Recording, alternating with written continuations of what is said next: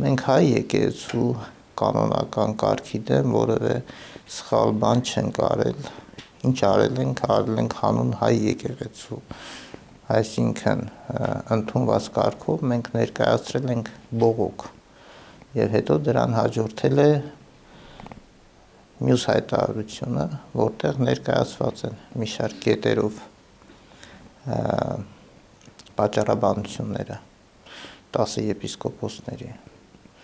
Ես անկեղծ ասած կարիք չեմ գտնում այդ եթե դուք սպառնալիք եք որակում անդրադառնալ սպառնալիքին, կարծում եմ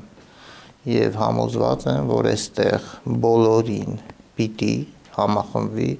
հայ եկեղեցու շահը։ Իսկ հայ եկեղեցու շահը պահանջում է դրական հանգուցալուծում ստեղծված ճգնաժամային իրավիճակին։ Ո՞րն է դրական հանգուցալուծումը ըստ մեր հայտարարության մեջ ասված է։ Ուրեմն դուք տեսնում եք անդիմադիր որոշ գործիչներ, լրատվականներ նաև լծվել են կաթողիկոսի պաշտպանության գործին եւ մեզ փնովելու,